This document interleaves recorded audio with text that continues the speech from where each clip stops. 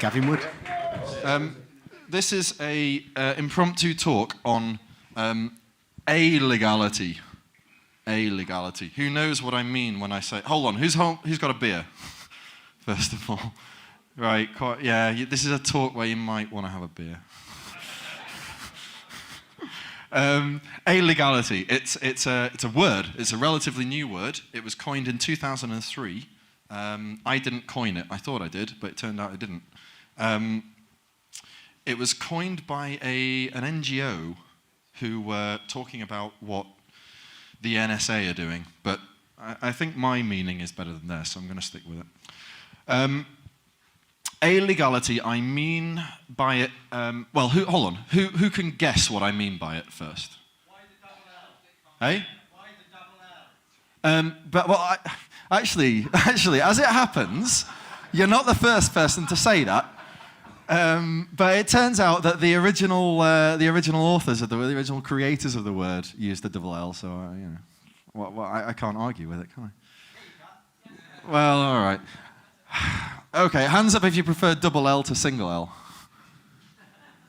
3. Okay. And the other way around? More than 3. Right.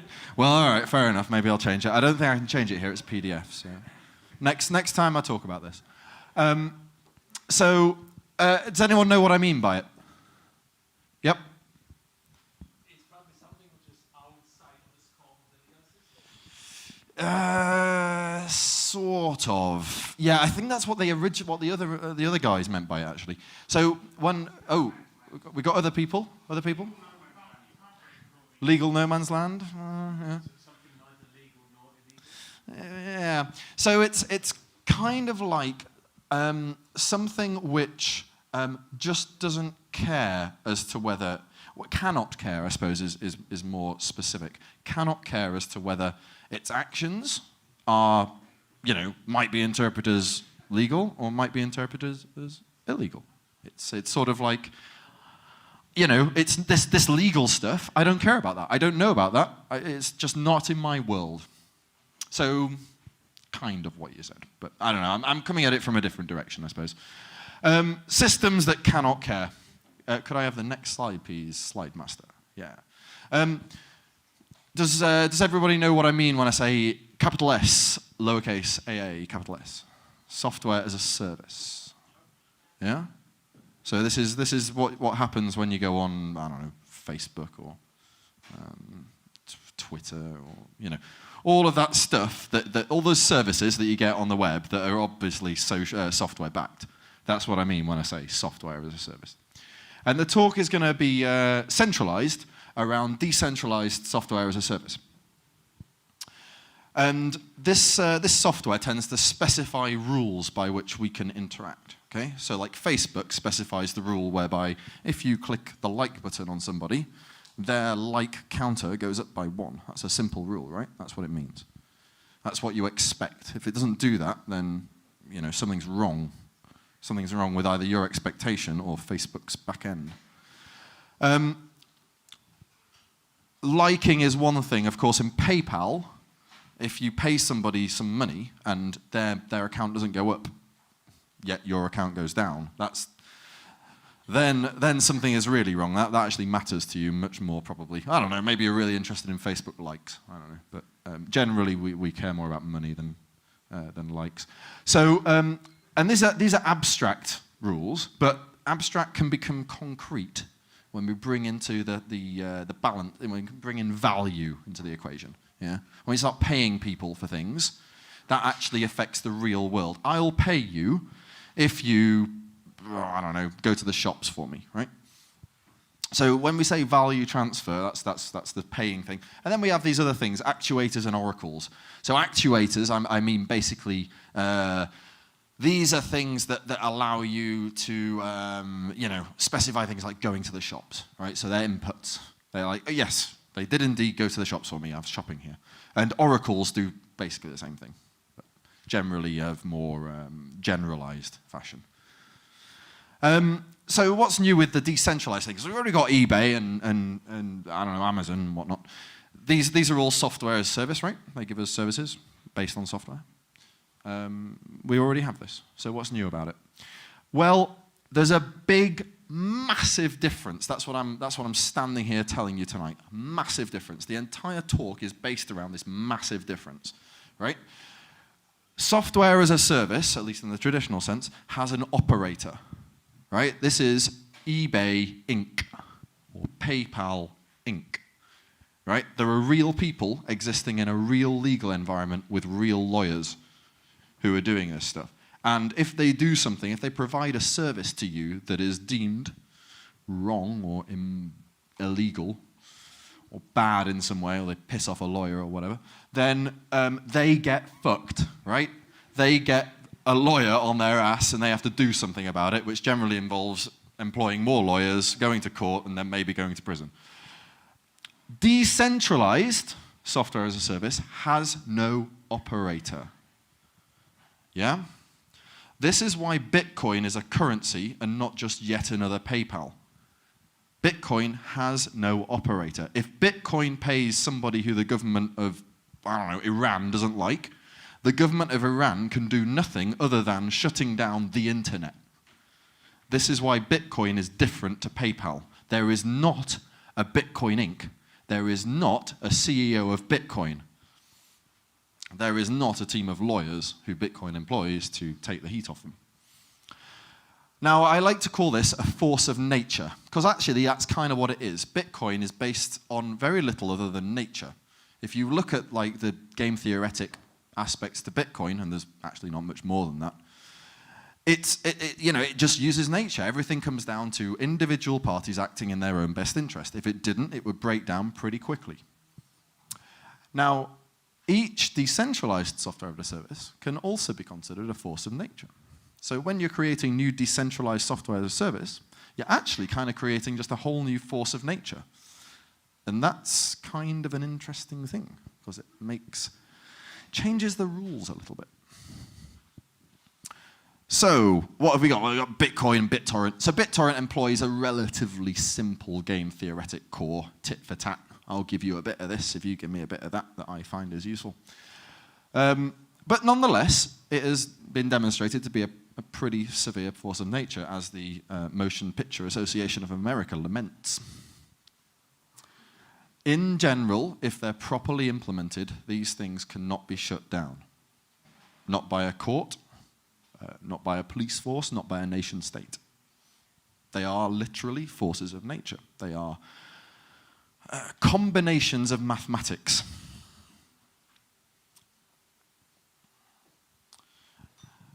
And the thing that makes them different to most stuff that has come along is that they tend not to care about the human context of what they're doing. And this is what changes things. Forces of nature don't care about us. They don't care about our worries or our qualms or our insistence upon intellectual property laws, which are actually fairly arbitrary. If you go 500 years ago, then intellectual property laws were quite different. Expectations were quite different. So where are we going?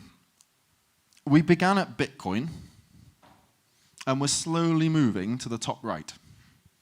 We've got crypto finance on the top, and we've got sort of apps on the bottom moving along there. And we've got this thing which I'm calling crypto law, right? So crypto law is like the abstract bit of crypto.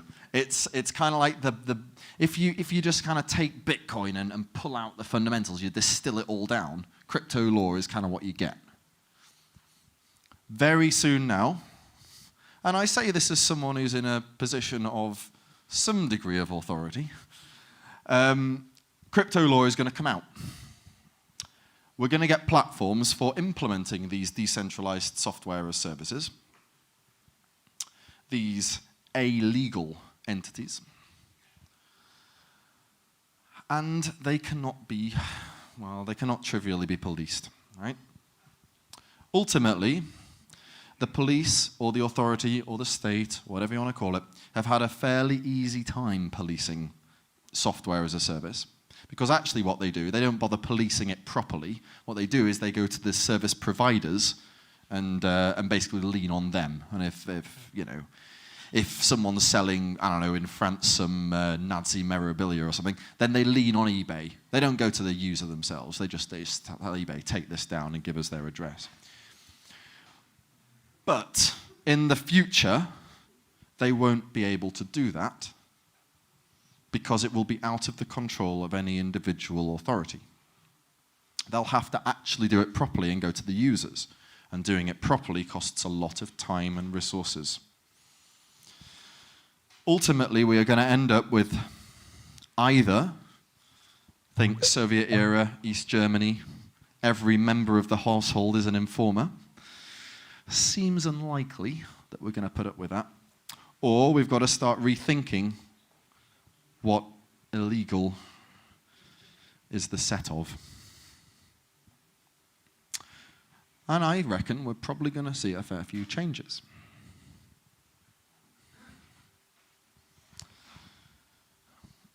Blockchains necessarily bring on additional transparency and openness and efficiency. Some of the changes we'll see will be very positive. Things like existing laws for know your customer, so you can track where payments are coming from relatively perfectly. Anti-money laundering and all the things that people here who run Bitcoin cash points will sort of lie awake at night about. Become trivial to implement. Taxes, like governments are going to like some parts of the blockchain. They'll love it. Banks too. Things like financial transactions become really easy to check and audit, especially if the people doing them are at least a little bit collaborative. And if they're not, it becomes a lot easier to say, look, you were wrong, you were bad, you were actually explicitly, consciously doing this incorrectly.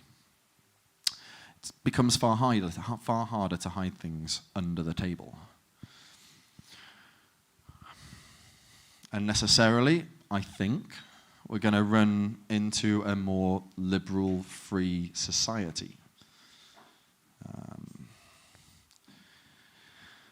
Trends will necessarily they're going to become harder to police. It's going to become harder to shut down deals that both parties find mutually acceptable, even if those deals, maybe the rest of society doesn't much like them.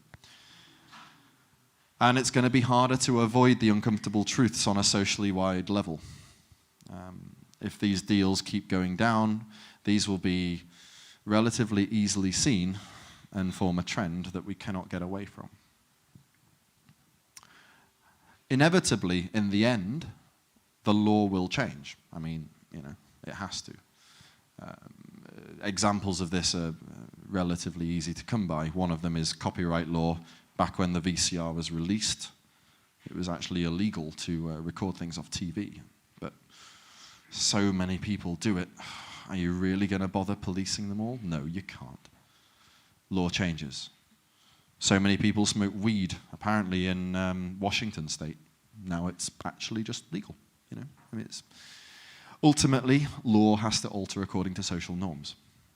However, the change, that stage between one state and the other state, that can be very volatile if both sides do not collaborate.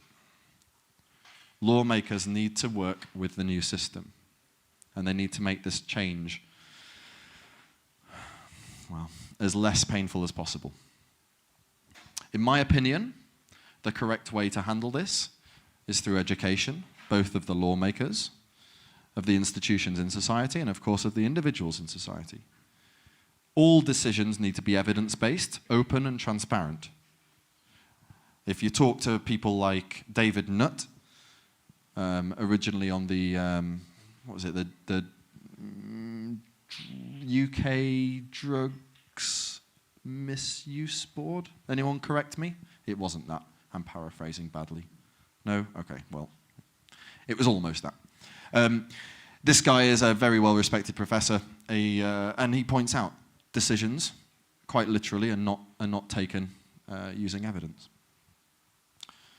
And decisions should always be used to maximize health and well-being, which all too often they're not. Morality, prejudice, misunderstanding, and myths, above all,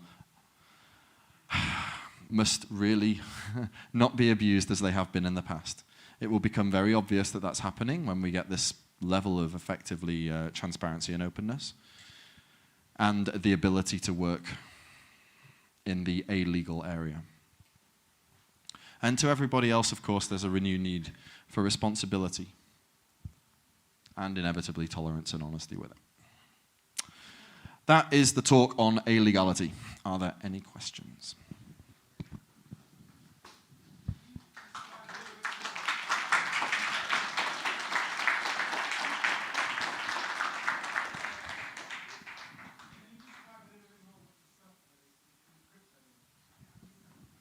The software in crypto law description? Okay, yeah, sure. What is crypto law is basically the question. So it's, could you go back a few slides, back to that lovely diagram that it took me ages to make. I don't normally make diagrams for my slides because it takes so long because I'm old school, but this one I felt was worth doing. So the idea is, at the bottom you've got cryptocurrency, right? And cryptocurrency is this notion of being able to transfer value using the blockchain, which is effectively like a decentralized server with a very authenticated state transition system. Basically, everyone can write checks sent to the cloud, and eventually they'll get transacted if they're valid checks, if you've signed them right. Crypto law is that, except forget the idea of specifying the rules of the bank, and now you can specify the rules of any institution that you want. And those rules can be very nuanced. The bank's rules are fairly simple. I mean, at least in terms of the Bitcoin bank, in that all they do is they subtract effectively the value from available to one person or from one account, and add the value available to somebody else or to another account. So that's like cryptocurrency, value transfer. And we have the notion of app coins as well. So Namecoin is the only one I could be bothered to put down there. But this is the notion of having a registration system, right? That's decentralized. So it's a specific application that's done without an application server, without a specific service provider. And then you've got the crypto finance guys who basically deal with value transfer plus. So it's like value, but with very specific rules as to when and where that value should be transferred and under what conditions. Whereas Bitcoin tends to be under relatively simplified conditions, i.e. always. Crypto law is the idea where you can specify any rules. And you don't just deal with value, but you can deal with anything you want. Anything that can be modeled in a computer, which pretty much these days means anything, you can deal with that. And you can specify any rules that you want, and anybody can join the party, as long as they respect the rules. So that's what I mean by crypto law. Basically, I mean any service that we have yet and any service that we could possibly have in the future.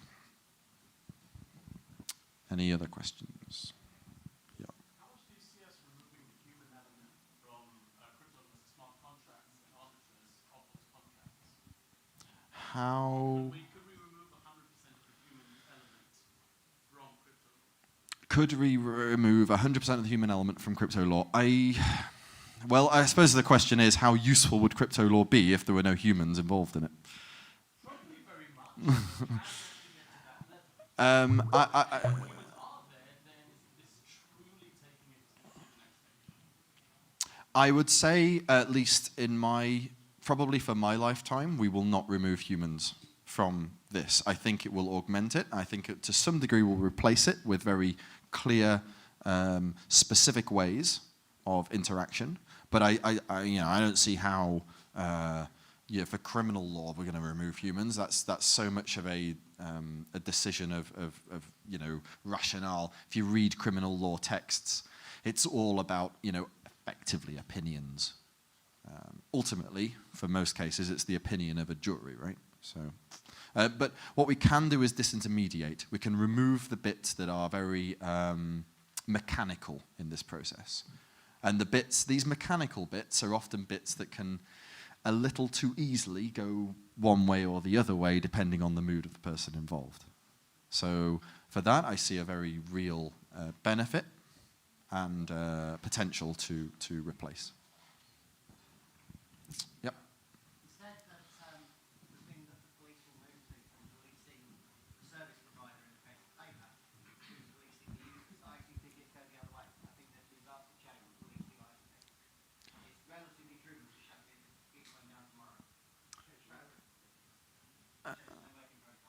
Updates like TCP/IP, layer 7 filtering of the ISP. It's soon as blocking the ports.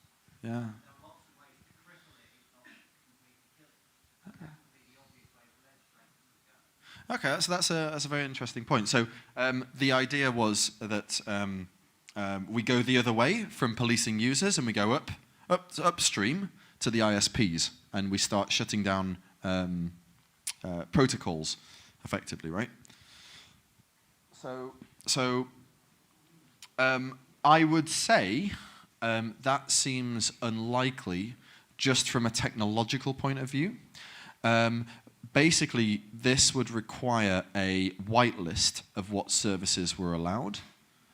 And to whitelist services, you'd effectively have to declare all content. So there'd be no more HTTPS, SSL, none of that stuff, because you wouldn't be able to tell whether what was going over it was a service that was allowed or a service that wasn't allowed. So, for example, what we could do with Bitcoin, or indeed any other peer-to-peer protocol, is run it over port 80. So it runs over actual HTTP. And rather than just sending the data, what we actually send is a set of words in an HTML document where each word is one of 256 different words, with each byte encoded as a word. Yeah, so we have, I forget, there's a great word for this, and I've forgotten what it is. I learn it in my crypto. Steganography, exactly, Vinay, thanks. So yeah, there are theoretical ways of getting around this, and I don't think it will come to that. I think that authorities will accept that there is a significant need for encrypted protocols, encrypted communications, and that ultimately they can't really stop encrypted communications, and we'll just end up at this odd destination. But we'll see. I might be wrong. Yep. Can you give a practical example of how crypto law would work, say, in a contract that's hosted or whatever on the blockchain? I just can't understand how that works. Sure. So how would crypto law actually work? So when I say it, I don't really mean it's going to be a drop-in replacement for civil law on day one. What I mean by it is that it's a system that works in parallel to civil law as it stands. So an example would be, suppose I am a flower maker, flower processor. A florist, no, that's a flower seller. But anyway, it's a different flower. I mean the flower that's white powder. Suppose I make white. Not white powder, no, that's the wrong white powder.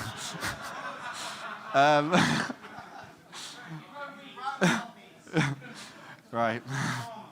Suppose I'm a farmer. Suppose I am a farmer. I'm a farmer in Turkey, and my crop is some wheat, processed wheat substance, and I want to sell it to somebody in, I don't know, Britain. And the person in Britain isn't so keen on I don't know, having lots of lawyers involved for this international deal, nor do they really trust that this farmer, if he takes them to court in London, is going to see any of the maybe money that's owed. In crypto law, that wouldn't be a massive problem, because we had something like an escrow system with a disinterested third party who would effectively authorize that this shipment has happened, and this third party would allow the automated payment or unlocking of payment once the shipment is done. So this doesn't need any contract whatsoever, standard legal contract between these guys, for them to be pretty certain that it'll work, it'll be fine in the end. Providing that there's some base level of trust between them, that one of them isn't, I don't know, paying off the guy who's checking whether the shipment has happened, and that can be relatively easily done by using a mutually trusted or much larger entity to authorize that shipment, that shipment has happened. These guys don't really need to trust each other. They can go on, they can have this contract, they can see the contract, they can employ a programmer who can check the contract, and all is well. And they don't need to sign on the dotted line. They know it happens. Now, actually, I know of this happening already, not with like Ethereum, not with like proper crypto law, but with Bitcoin. And this happens between China and the UK doing some relatively small volume of electronic goods. So, just one more because we're running short on time. Yep.